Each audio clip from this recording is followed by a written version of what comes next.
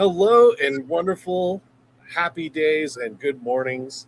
My Good morning. sincerest apologies, everybody, for running a little late today. That's on me today. But we are two scrambled brains. I'm here myself, Travis, with Ryan. And as you can see, he's trying a fantastic new studio for himself where he's outside live from his garden. And hopefully insects will leave him alone. So that way we can actually have a nice chat today. Coming to you live with 600 bees, Yeah, exactly, right? an army of red ants. Huge army of red ants. Yeah. So this episode's a little special because after now going into 5 episodes of this, which is great, one thing that we realized is that we didn't really talk about how Ryan and I met or even who the heck we are. Hey, who is that guy? Yeah, who are these two dudes? So Who are these we guys? decided let's have a fun little chat about all that. And actually, I have a couple of things here that I will show as we go throughout our episode. But I'm Travis. Yeah. When I was 16, I ended up working at a localized theater, which we will leave unnamed, just for the sake of it, just to be on the safe side. Yes. Yes. But I started off over there as an usher. I actually got my first job interview in a Darth Vader helmet, which was kind of weird. At the time, it was when the newest Star Wars were coming out. We're not talking about like what the cool stuff that we're seeing like these days. We're talking about when George Lucas went to the first brand new, episode 1, 2, and 3. That was a huge deal back then, and so me and my buddies had costumes that would go out and promote flyers and whatnot, and I was interested in working there. And then I put my application in, and I showed up dressed up like Darth Vader, and they're like, "Come on in the back, let's have an interview." So I remember walking down this long hallway into what we would now know as the candy room, and sitting there with my Darth Vader helmet off and talking it, And somehow I got the job, and shortly after that, worked my way up to projections, where we managed the projections department, and we have the chance to hire our wonderful co-host who joined us in on that journey. What was your first memory, I guess, of coming to the theater that won't be named? Well, I remember meeting you downstairs in the lobby and having a nice conversation with you. It was kind of like an interview where you were like, "Hey, I need somebody. Are you somebody?" And I was like, "Oh yeah, I'm somebody." I'm So somebody. I can do it. can you show me what to do? I can ride a bicycle to the moon if you show me how to do it. Right. Let's go. And you hired me on. Yeah, no, that's right. The rest is history for there. But I think one of the coolest things about us getting to know each other was that we got a chance to work in that theater as projectionists, and we got to work with 35 millimeter film. Um, It was an amazing environment to be Actually, yeah, absolutely. Uh, and I got a little surprise for you. We're going to give a shout out to Wicked XE, because Wicked XE, give me 1 second here, have this wonderful blast from the past for us to look at. Are you ready? in. Yeah, what do we got? G'day everyone. Yeah, there we go. We are just based on what I'm showing you guys here. I can hold the damn camera still. Yep, we're at the cinema. So I'm just taking as much footage of the projection equipment as I can.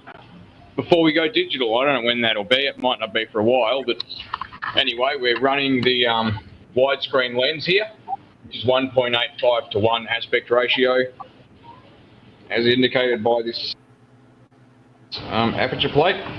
The aperture plate isn't just a hole. It's actually the opening in this aperture plate isn't quite square, and it's correcting for the fact that the screen's not dead center of the lens. The projector projects down onto the screen, if you like, so it's got what they call keystone correction. The top wiggle loop compensates for the fact that the film is being fed at a constant speed from this top feed sprocket, but it starts and stops and pauses and then starts and stops and pauses again. Now, if I remember correctly, we called that top portion a pad shoe. Was that not right? That sounds right. Yeah, and what he's pointing at right now, I can't remember. I think that was what we called the film skate. That was for what you would refer to as a shutter lamp house. Right. So, again, many people may not have realized that back when it was filmed, oftentimes the movie would be sent to us in canisters. I think they were like old World War II ammunition canisters, if I'm not mistaken. Yes. Ammo can. Man, and they were heavy suckers, mind you. And each one would be packed with a different length of film, which our job would be to carry those bad boys up 2 flights of ridiculous stairs, and then pop the cans open and run that on a track in what we would call build the film. And by building the film, we would splice them together. In fact, 1 second, Ryan, I've got something. You have an artifact? Excuse me, folks. I'm just going to grab something real quick.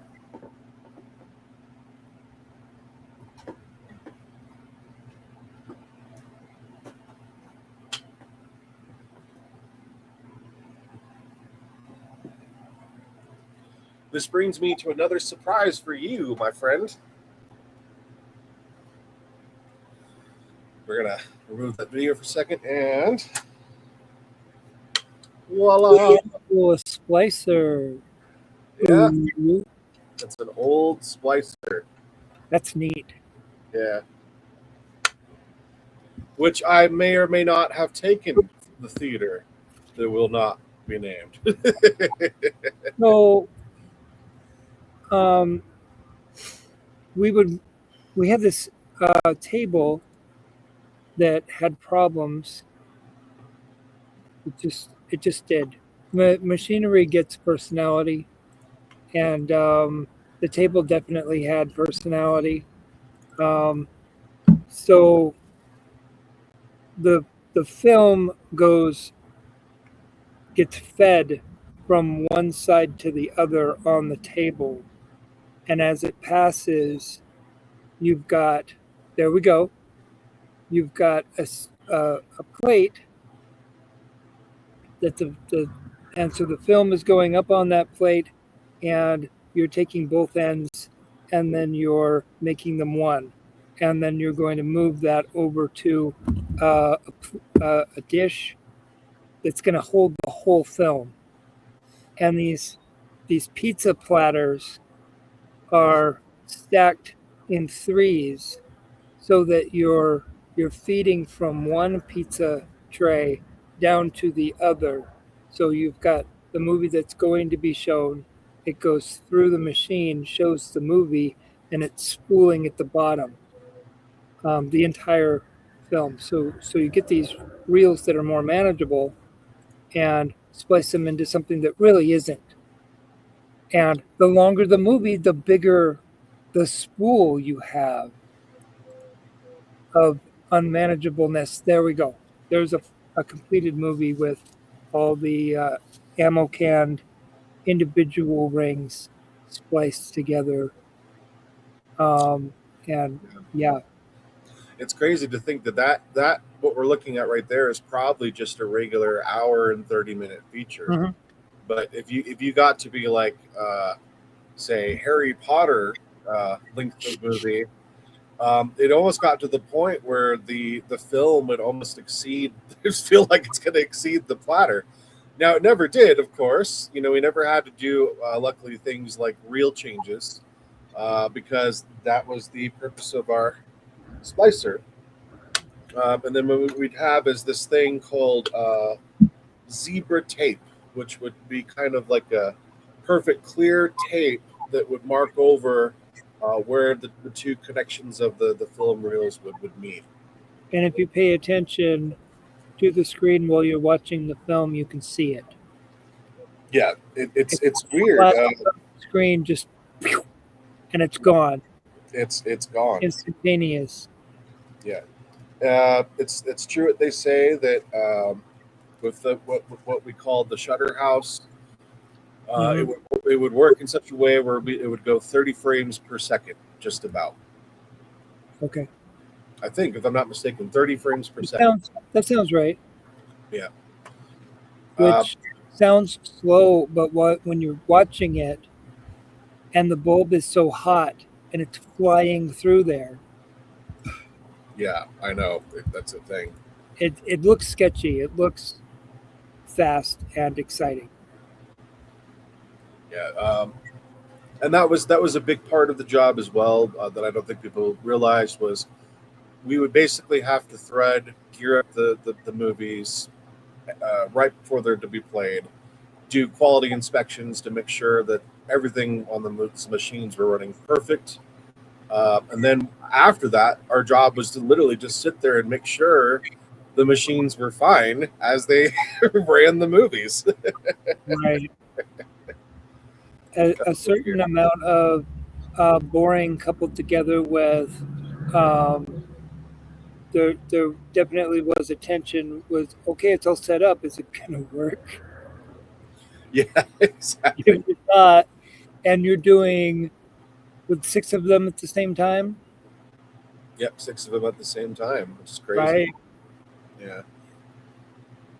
With Yeah, but I will say that I do miss the magic behind it. I miss the booth.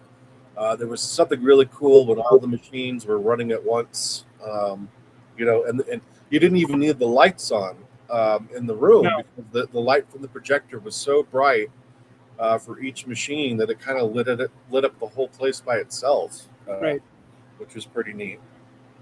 a wristwatch was necessary to time everything because it is staggered. Yeah, So absolutely. your timings were so I would set up a machine, run to the next machine, wait till the time got exactly right, hit the button, make sure everything was going well, run to the next machine, check my times, hit the button, run to the next machine. Yep, and Yeah. go straight down the line. And that's what was really fun. And of course, the clip that we showed just a second ago, that was a Kinetone projector, but it was an R Kinetone projector. Yeah. So here is a picture of Very, that. very similar. There, that looks right.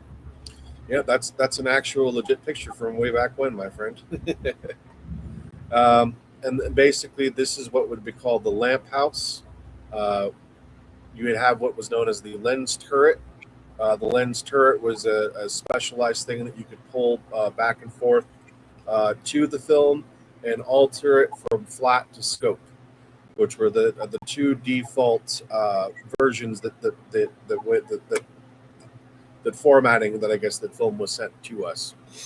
Right. And in the picture where the thumb is where we would have our aperture plate, and that aperture plate would also determine where the actual line ran for the film on the screen. And we'd have a really nifty queuing system where we could hit a button and that would change the curtains in the theater to alter that format from flat to scope. And that was always an important aspect of trying to make sure that we got that correct. You're saying flat and scope, but to be read as square or triangle. Yeah, yeah. Square or triangle. Yeah, that's No, great. not triangle, rectangle. Yeah, square or rectangle. Yeah. Right. So you've got that widescreen effect that you could do, but the curtains would need to move to accommodate for it. Right. Otherwise, it would look off. It would look weird. Yeah, sometimes if you got it wrong, because of the way that it was formatted, the length of it would go over the curtains. And that's the only reason why you would have to do those sort of adjustments to make sure that it was precise. And of course, one thing I thought it was kind of funny is I found this little picture of my keys. Lots of keys. Yeah, because we at the time we had the ability to. One part of our job was also for continuity, making sure that the film was didn't have any film defects. So Ryan and I spent a good time in our friendship together, watching a lot of movies at 2 o'clock, 3 o'clock in the morning, just making sure that they were perfect to be presented for the public. What we would call screenings, Yeah, and making sure that if you spliced it wrong, it was apparent. which do you want to share a story about the other night? Sometimes the film gets spliced wrong, and when you're under pressure to put out three of the same movie, then you need to split into teams to screen those movies. Yeah, And some people aren't watching the movies and right. actually doing the screenings. Well, Uh, that's what was so crazy to me. So one thing was we would have screenings because we were obviously safe. We'd made sure the whole place was locked down. Nobody was doing anything weird. No shenanigans. But they had an opportunity to invite people to come to those screenings, friends or family. yeah, And sometimes they just would never. I don't want to go see that, which I get. But I was like, what do you mean? It's a free movie. Like, come hang out with us. But to go to Ryan's story, we had a really big screening of, I don't even remember which Harry Potter it was. Do you?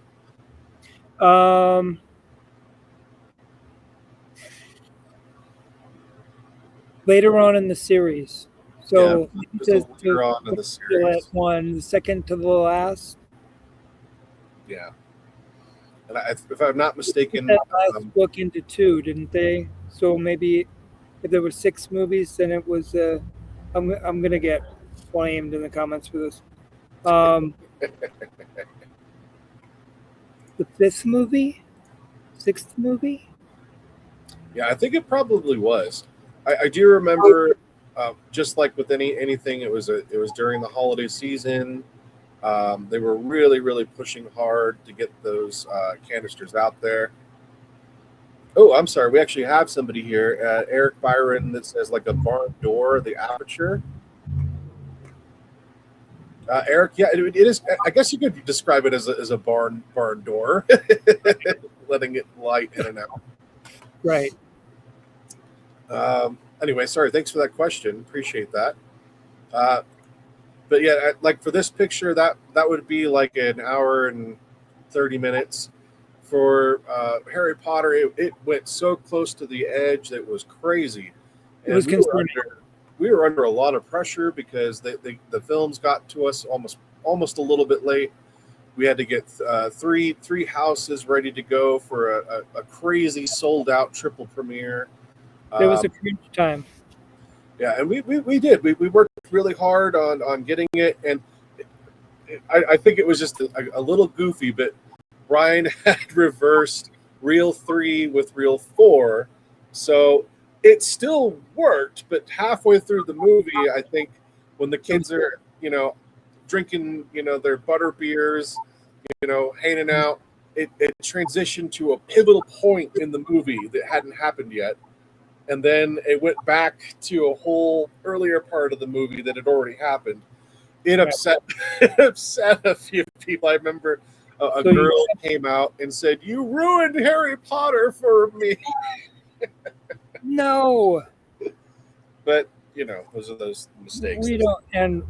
And we're trying to give the best experience that we have, but it's analog. Yeah, It's absolutely. an analog experience, and so you've got these chapters on physical plastic that, and when you look at that tray, you had that picture up, you can see um,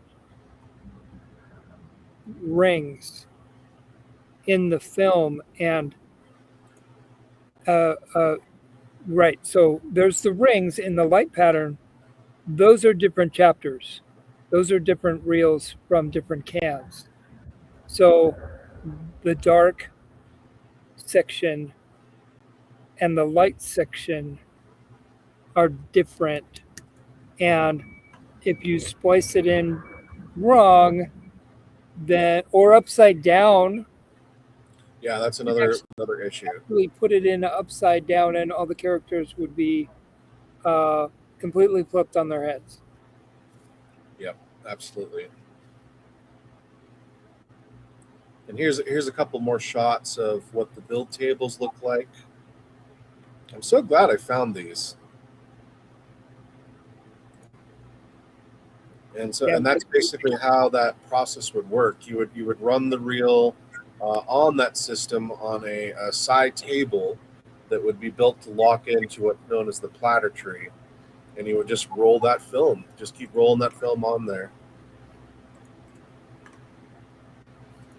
And we have actually a couple of other fun pictures to look at really quick, buddy, that kind of will hopefully refresh some memories. Here's a ridiculous one of me. You got enough sunglasses there, Travis? I know, right? Talk about some nights when we might have been a little bit bored on slow days. Very bored, yeah. But Yeah. there's a tension in the boredom because you're trying to line everything up correctly and get it all to be the best experience that it can be. And so And you're that's not to minding all say- these. It's not to say that sometimes there were issues, because that could always be the case. But here's another actually good shot of our projector. Oh, there we go. There's a good one. Yeah. Uh-huh. Now, along with that came a Dolby sound system that would pipe music in before and after the show. There's music playing in the theater, and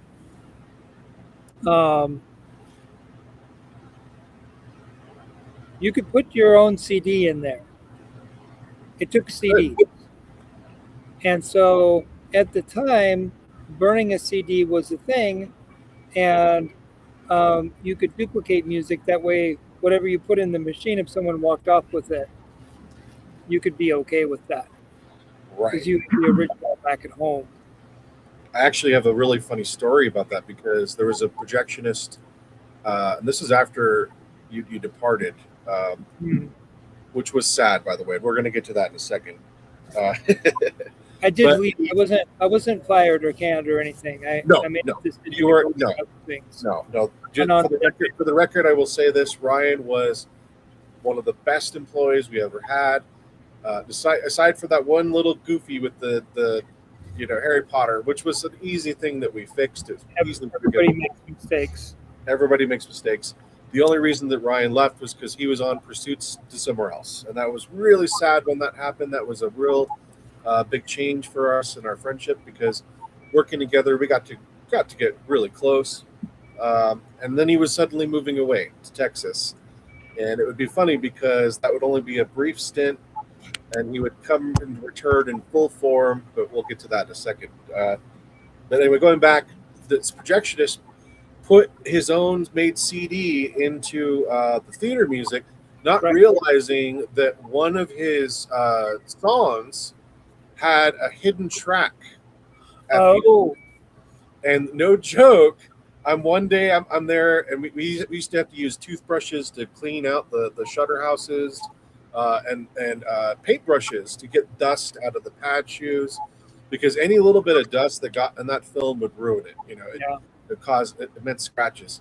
But I'm sitting there and I'm looking through the porthole window, and there's this angry woman waving her arms like this, and I'm like, and What? the thing is, everything in the projection booth, mind you, was soundproof, because those machines were so noisy, they were so loud, so you couldn't hear. And so I'm trying to like express to her, like, you know, I can't understand what's going on, and I listened to the music in there, and because it was a hidden track, no joke, it was like this recording of a woman, and a guy follows up and says, "Well, screw you, you skeezy ass bitch." And unfortunately, it was in a theater where it was like a PG theater. I think they were running Nanny McPhee. So there's all these kids covering their ears, and oh Oh, man, she was oh so. no. Oh. So that's what took away our ability at that time, Ryan. That was past your era where they're like, "You're not allowed to choose the music anymore." Right. And I had a friend of mine heard that I was working at the theater, and they were like, "Nah."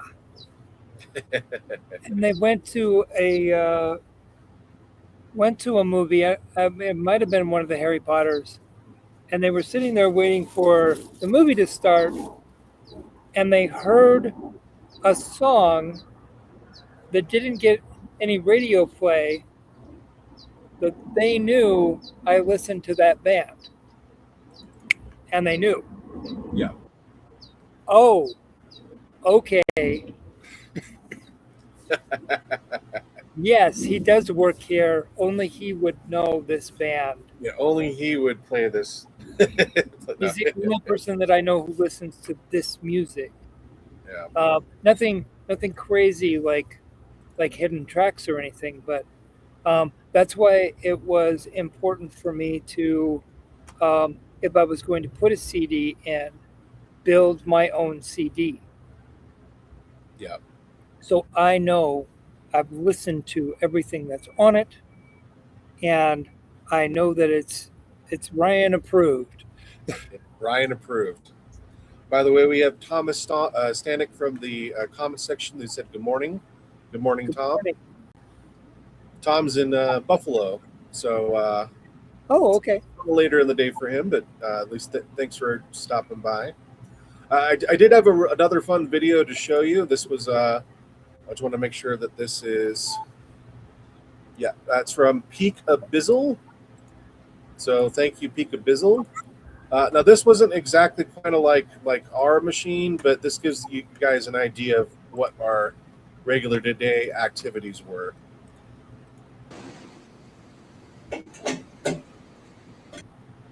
Oops.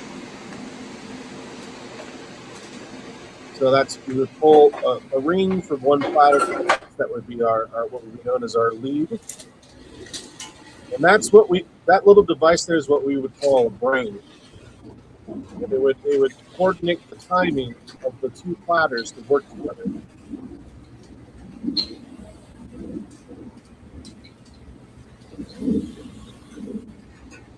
So it would actually pull from the middle.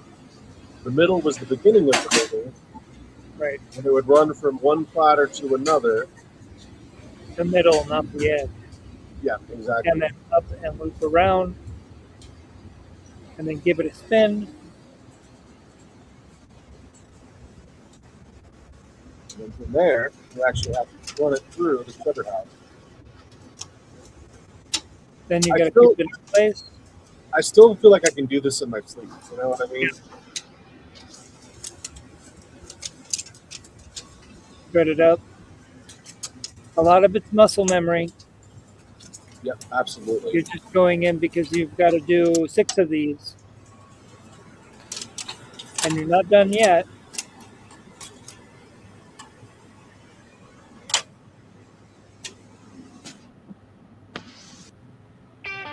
Whoops. In that case, they were. Yeah. But yeah, that's what we'd have to do. We'd have to get it precise, make sure that it was all set, ready to go. And here's actually a couple of pictures of what our booth looked like. So that's a really good shot of our workstations right there. Yes. And then there's another good angle from that, which I believe I showed a little bit earlier. But one thing that we would do as a fun thing for projectionists is that because we have what was known as our splicer here, this is what we would use to cut the film. Mhm. That's how we would cut out bad pieces of film or things that might have gotten broken or frayed. Add fillers. Yeah, and every now and then you would get a really bad problem, kind of like, let's see if I can find this here. I'm expecting to see something melted because the bulbs are very hot. It's like working with packaged sun. Yeah, do you want to talk about the bulbs that we had to work with there for a second, buddy? The bulbs hold I want to say they hold a gas. Yeah, that's correct. And the gas is, now I'm not a scientist, but with the gas glows very brightly, and when you the only issue that you would have is if if it breaks. I believe it's xenon. Yep, they were xenon bulbs. Right. So we had an evening when one of the bulbs exploded. Yep. And that was very traumatic for one of our guys.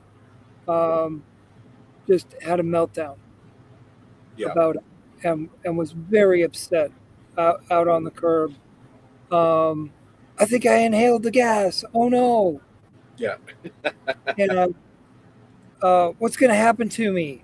Type, and just trying to console that person and let them know everything's going to be all right, buddy.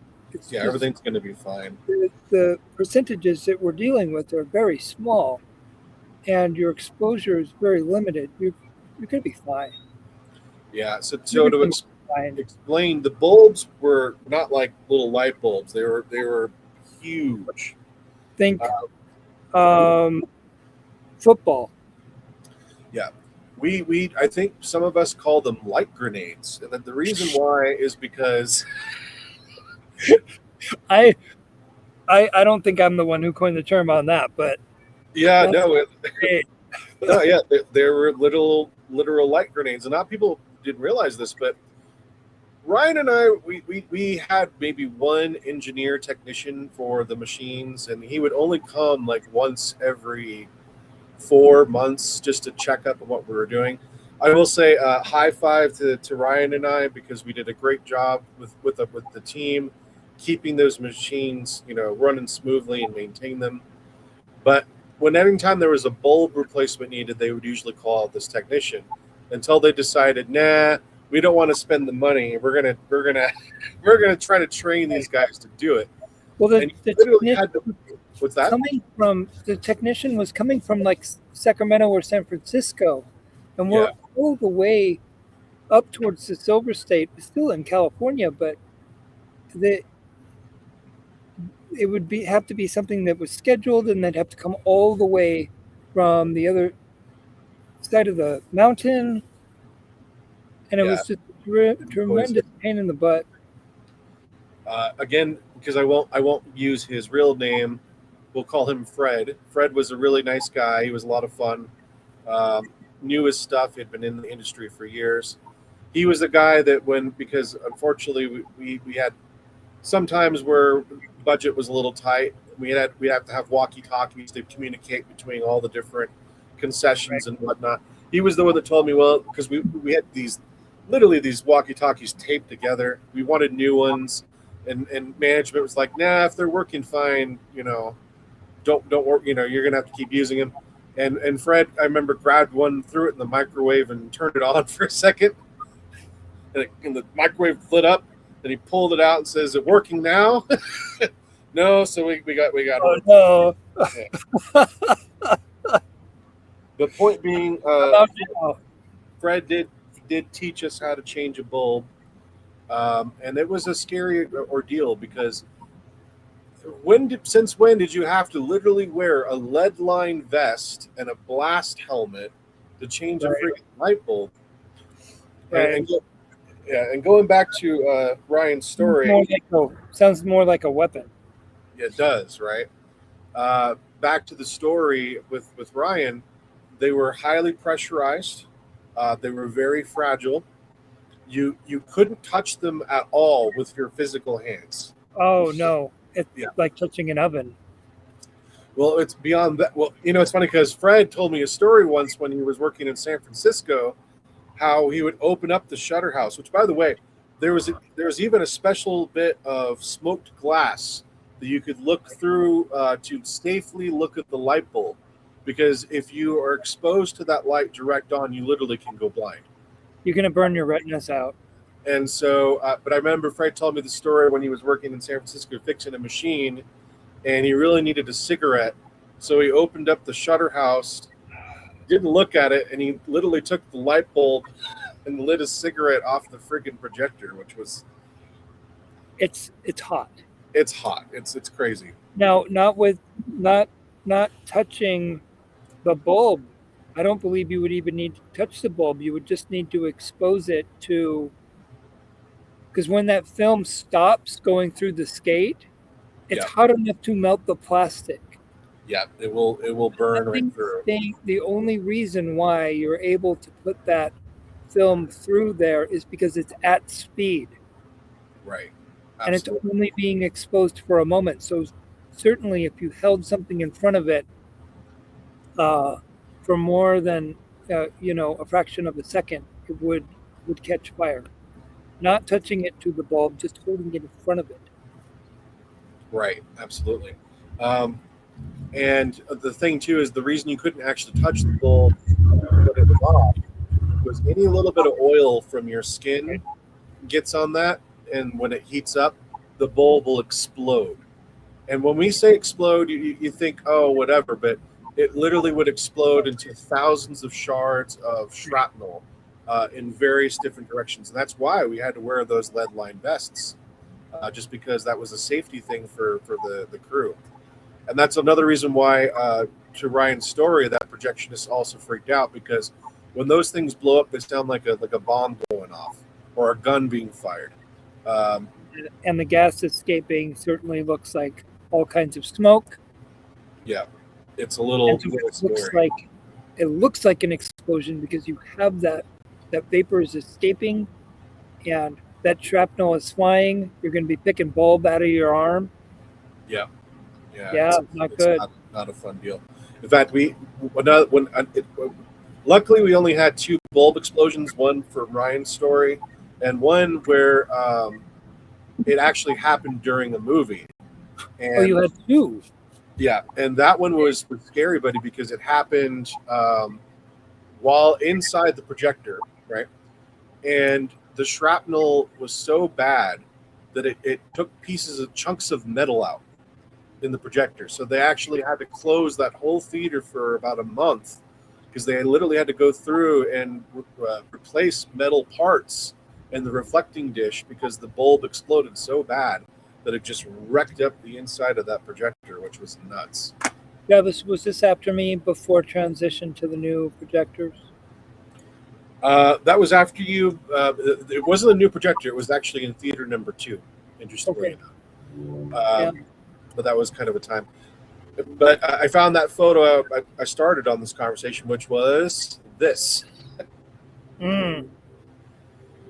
Sometimes you would get what was known as brain wraps or even broken bits of film, and you would end up with a bunch of film all wrapped up on the floor, and it would be your job to go up there and immediately go through, try to splice out the bad bits, thread it back through as fast as you can, and get that ball rolling.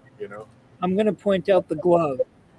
Oh yes, the glove is because you're you talked earlier about dust and particle scratches. You want to keep that stuff as clean as possible. You can't just um, go in there with your gassy, oily hands and be touching this stuff. It's extremely volatile. It's extremely expensive. That looks like a dollar trash bag from the dollar store. It's not. It's it's more than $1,000 of specialized plastic film, and it's there. It is very I expensive. still have a collection of it. Even after Yeah. all these years, buddy. Oh man, I even noticed that. That Yeah. actually says, I know it's backwards, but that tells us the Aspect ratio. Yep. And then even there, that's where we'd have the head of the reel. That's where it would start. That's how we would know where to cut, where to splice it. And they would even have suggestions of where trailers should be placed or oriented. Place your trailer here. Orient it this way. Little You- instructions. Your black lead. Using your special glove. Right, to keep all the dust particles off. Well, we actually have a little clip here. I did want to start by saying that you'll never guess who I spoke to last night. No, I won't. I have no idea. Who did you talk to? Do you remember Tony Horn? Yeah. Well, we're going to give a special shout out to Tony Horn today because he actually reached out to me. Now, Tony was one of our ushers throughout the theater, and really, really great guy. He loved doing Elvis impersonations. Mhm. I did tell him I would bring up this for him. This is a picture of our friend Tony. All right. Yeah, there's Tony. And he was there for years, wasn't he? Yeah, he was there for years. And anyway, the reason that I am bringing him up, and I told him I just share another nice photo of him here. This is him today. Just a wonderful guy. Yeah. Really wonderful guy. Really so nice. I'm bringing him up because for a brief time there was a theory or a rumor that the projection booth was somehow haunted, and not only that too, that parts of the theater were haunted. When you're in the booth, there is something that is not quite like right now I'm in a garden. Right. And the garden is alive and it's doing its own thing. There's bees and ants and things all around me. When you're up in the booth, you're in an artificial environment. Right. And the light is unnatural and it's spooky, and you're gonna get you're gonna get a vibe. You're gonna get a vibe. Yeah. Well, I bring that up because I was lucky enough to find, and see if I got to bring this clip up here.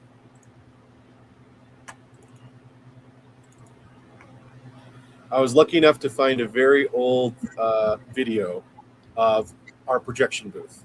And it was funny because the only reason that this was taken was because at the time we did briefly put cameras up there to try to capture this ghostly presence.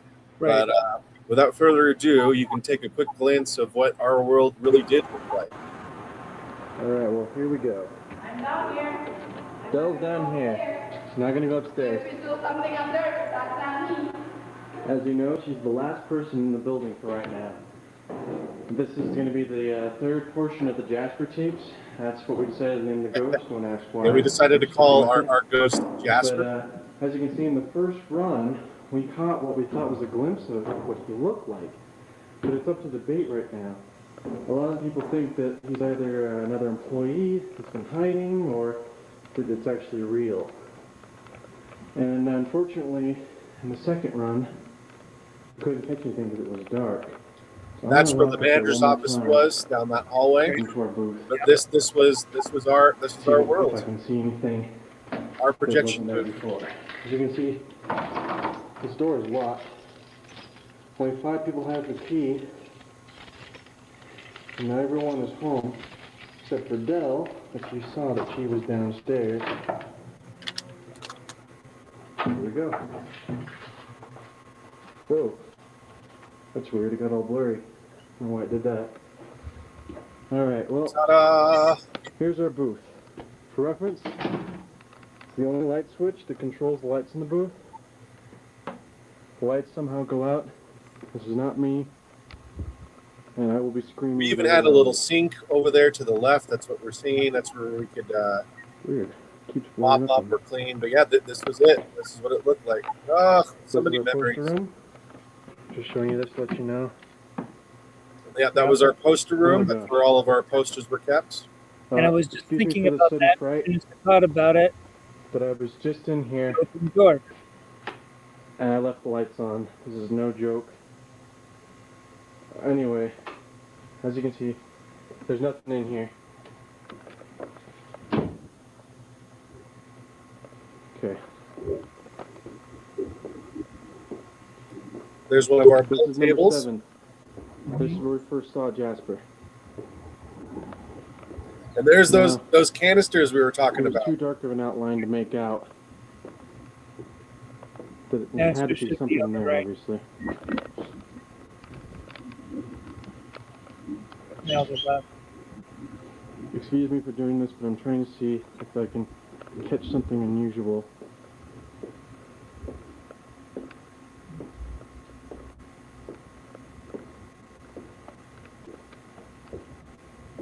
Now, for my sanity's sake, I've kept the lights on by number 3 and 2, simply because there's no way out of there except for this stairwell. And I don't want anything weird going on while I'm standing there, only to find out that, well, you know, I just won't go any further into that. These That are was our giant biggest theater number 4. ventilation systems. A couple of times we've heard the wind coming through here. Normally sounds kind of like that, but we have no kidding you heard like a couple of times. Not much activity ever really happens around here in number 4. Most And of there's the time, steps up. it's Yep, just very those vacant and steps. quiet. Which we'd have to carry the I'm gonna come films around up here. through there. That was always I fun. want to get every inch of this booth. Which is important because if you're on a roller, And I apologize for the camera movements. And Most that of was the activity steps. we saw was by number 8, which is the first thing we come across when we walk down the hallway. It's by where the light switch is and where the other thing is. Okay. We're going to go up to number 2 and 3 now. Which I left Now on. this was crazy because That's these what that projectors were humming literally noise is. placed back to back. Man, was it difficult to move and navigate in there. See, as you can see, it's a very tight corridor in here.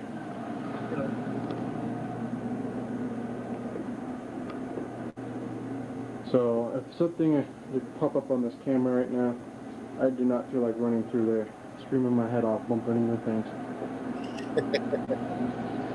So what I'm going to do, is I'm going to turn these off, but while I have these turning off, I'm going to have the camera watching around this area, see what's going on. Yeah, we had to power down the projectors that way using the breakers. right? Should do it for over there. Now, my hopes in filming this in reality is to catch something along the same lines we did the first time around. Simply because I am alone up here right now, and there's nothing else up here but me. Of course, unless we find it on camera. You know, and I don't think people realize too that the door that we saw coming up, that was the main entry, but there was also an escape ladder that was just for fire. And it was weird because it was a door you would open up and it would literally go to a ladder that you could have to climb down a really long area. Not many people realize that way back in the day when projectors or projectionists were running, they'd also have to be certified for fire too, because Right. the film itself is highly flammable. and they would even have would be fire doors that would engage when a smoke alarm or something would go off. So the idea being is that if a projectionist wasn't fast enough to run out the door before they locked or engaged, they would be stuck in the booth, and they would Right. have no choice but to fight the fire to kind of save themselves, or whatever. Luckily, it wasn't like that during our time. we didn't have any fancy fire doors or things like that, but we did have an escape plan just in case.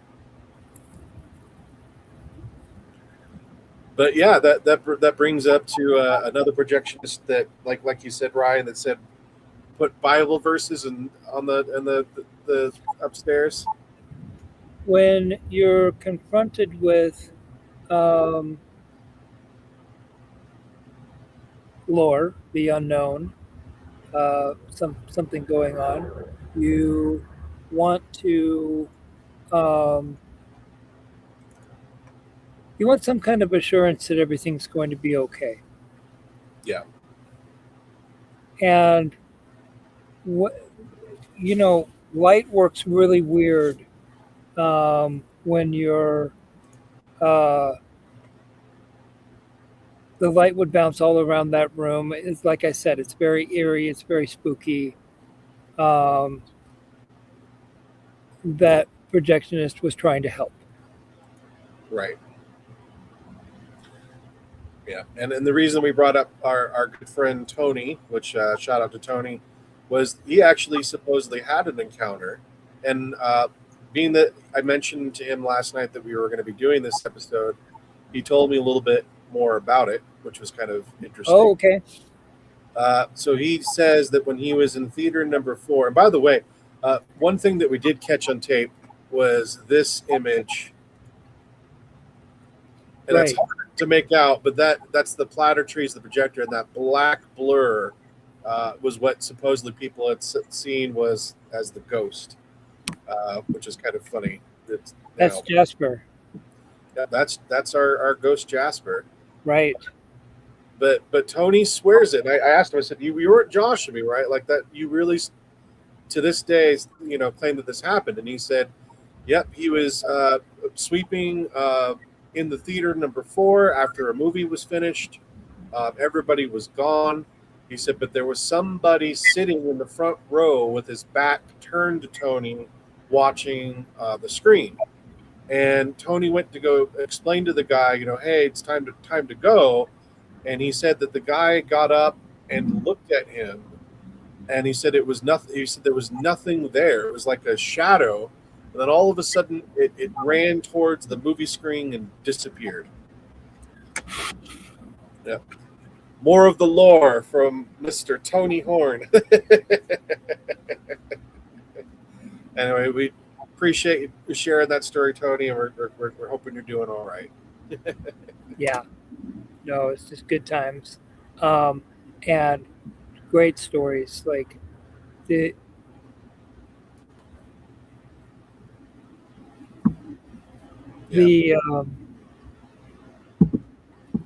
don't think I ever where does that ladder go? That went to the candy room. Okay. You never went down it? I don't think so. Oh, sometimes I would use that as a back. I would just go that way because I just happened to be at that end of the hallway. It was a lot faster to go that way than it would just be to walk down and head up the other direction. Right. And my access was kind of restricted. You had all the keys. Yeah, it's true. Everything is locked up. So how do you even, if he saw something in there, everything is locked up like a vault. Yeah, it's crazy to think that. Yeah, and so that's spooky. Yeah, and that's what Ryan was saying was that we did. He had a poster. What was the poster? Number 23. Right. And this guy ripped it up and started putting Bible verses in all the projectors because he was spooked. He was literally freaking out. Got to do something. Yeah. We also got lucky because the theater was chosen for the first ever viewing of Smoking Aces. That's what I was mentioning to you. Fortunately, Ryan, I don't think was around during that time. He was on his adventure to Texas, but it was pretty neat. Now Ryan, sorry, go ahead. they did the filming for Smoking Aces. Some of that filming took place in Southlake, Correct. and Yeah. I was part of the crew that was hired to work security for that movie. And you had talked about storyboards explaining what to do. We all make mistakes, and you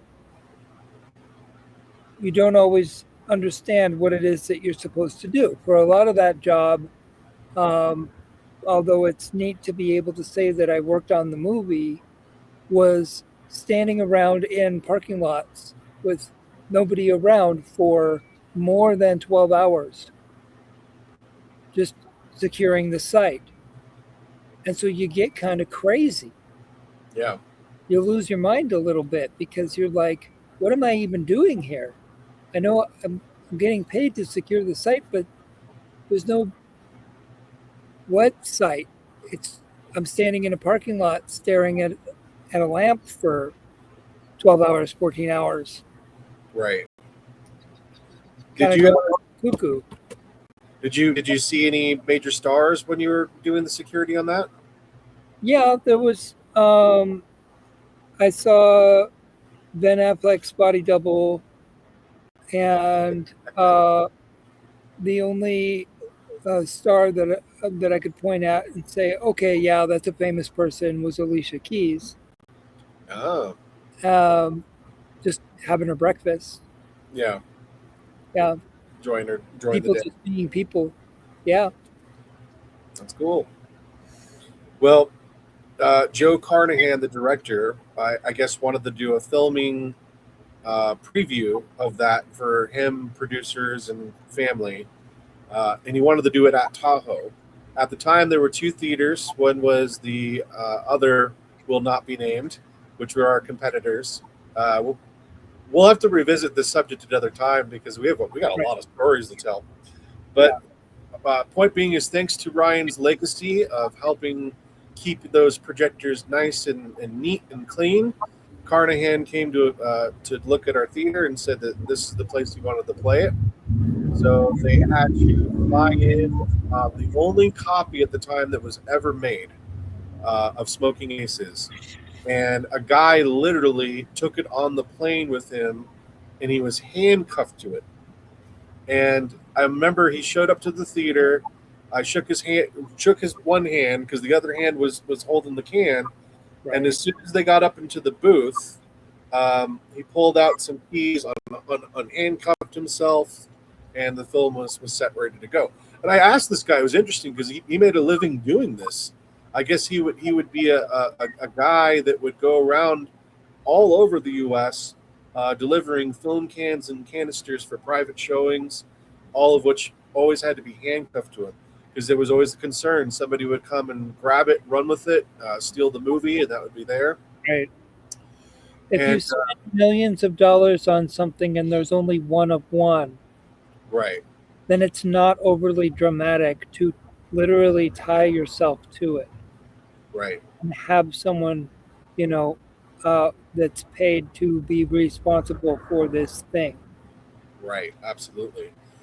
They even sent out a specialized sound tech and a specialized visual tech, and they closed down theater number 3 for weeks. And they would just relentlessly run film tests on there to make sure that everything was up to snuff.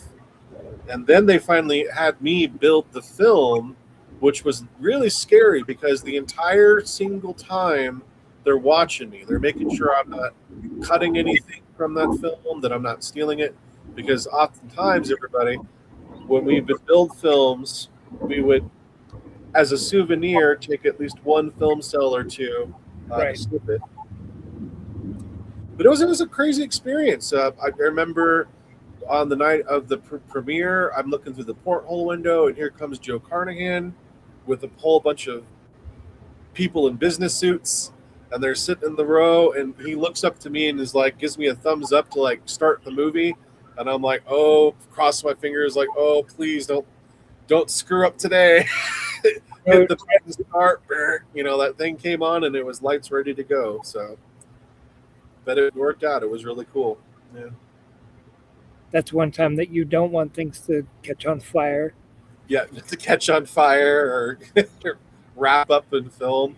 Man, I mean, and to give guys an idea, there was literally one time where we had a film that had come from San Francisco from an old theater, and they had burnt the film to a crisp because I guess their shutter house wasn't working right. Oh, So that made the film really loose. So when we were carrying it, it collapsed, the whole thing.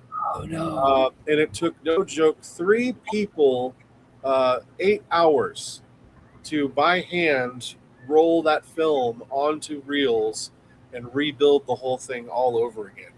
So when you had a problem in that booth, it was a problem. You cross your fingers and hope that everything is going to run smoothly, because when it doesn't, oh boy, it doesn't. Right. It's going to go south on you. Oh man. Yeah. So, but that was kind of the origin story of Ryan and I, and that's what solidified our friendship. It was really so sad to see him go, but he ended up coming back, I believe, a year or 2 later. By that time, I don't think either of us were working at the theater anymore. It was a whole different change, and that's when Ryan and I would bond on something else, which would have been concerts. Right.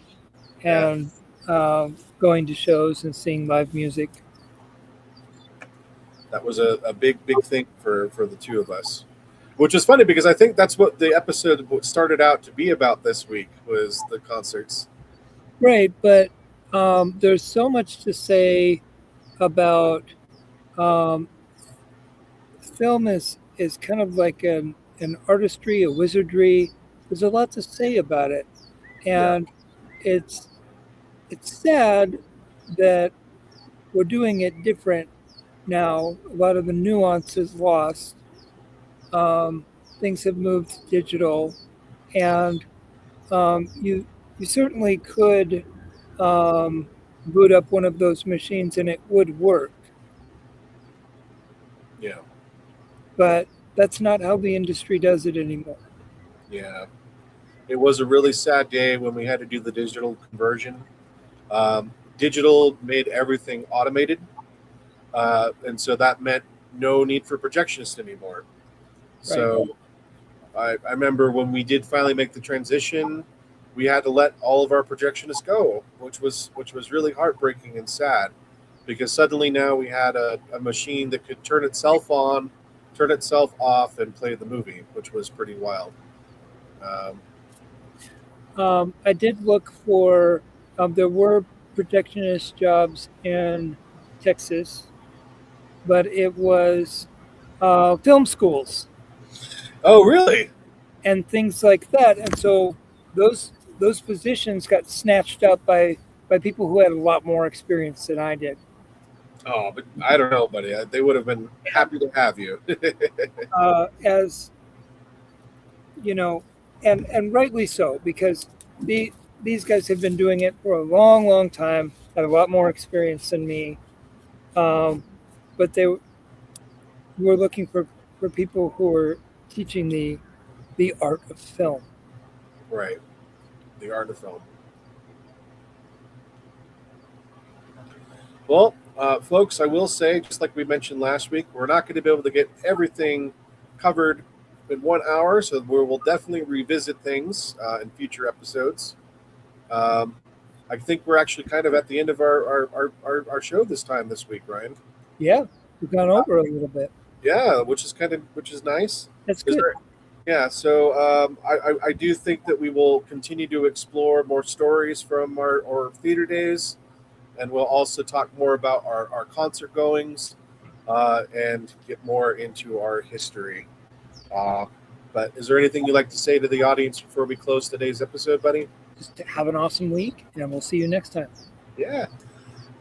Once again, this is 2 Scrambled Brains, Ryan and Travis. Thanks for tuning in, and we'll see you on the next run. See you next time.